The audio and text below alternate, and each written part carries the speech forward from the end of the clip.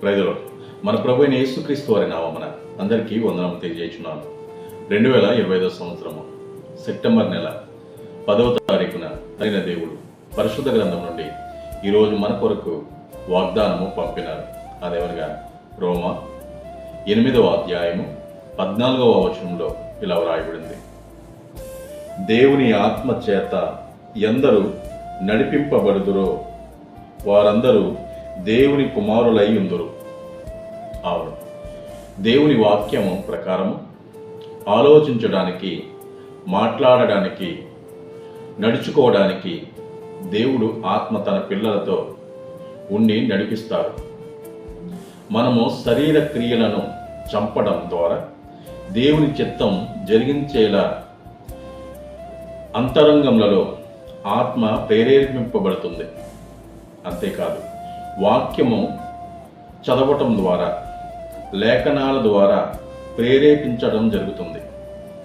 అలాగే ప్రార్థన సహాయం ద్వారా పాప క్రియలను జయించగలుగుతాము. శరీర క్రియలు విడిచిపెట్టడం బట్టి మనము దేవుని కుమార్తెలము అవుతాము. ఇంతటితో ఈ పరిశుద్ధమైన వాక్యము మన జీవితాన్ని మార్చునుగాక. ఆమె ప్రార్థన.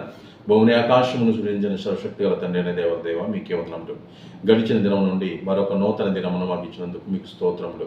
మీ దినము ఏ చేయించిన పనులన్నింటిలో, ప్రయాణాలలో, చదువులలో, ఉద్యోగాలలో, మా ఆరోగ్య విషయములలో మాకు తోడుగా నీడగా ఉండి మాకు మంచి మార్గమును, మంచి జీవమును జరగటానికి సహాయం కలిగించండి. ఎంతోమంది బిడ్డలు అనారోగ్యంతో బాధపడుచున్నారు. వారి అనారోగ్యం యేసునామమున తొలగించి సంపూర్ణమైన స్వస్థతను దయచేయండి. యజమానులతో పనిచేయుచుండగా నా సోదరులు, నా సోదరిమణులు, అనేకమైన ఉద్యోగస్తులు, అధికారులు అందరినీ కూడా సమాధానంగా వారి యజమానులతో పనిచేయడానికి వారికి జ్ఞానం ఇవ్వండి.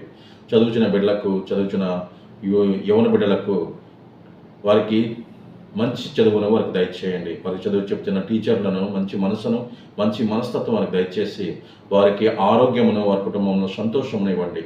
అలాగే అనేక చోట్లకు ప్రయాణం అవుతున్న స్నేహితులు అందరినీ క్షేమమైన ప్రయాణం వారికి ఇచ్చి వారు చేరవలసిన గమ్యస్థానాన్ని చేర్చండి. త్వరలో రానయ్యన్న మా ప్రభు అయిన యేసుక్రీస్తు వారి నామమున బ్రతిమాలు వేడుకొనుచున్నాం తండ్రి. ఆమేన్. అందరికీ క్రీస్తు నామమున వందనములు. ఈ వాక్యమును అనేక మందికి పంపించండి. దైవ దీవెనలు, దేవుని ఆశీర్వాదములు మీరు పొందుకోవాలని నా ప్రార్థన. ఆమేన్. Praise the lord.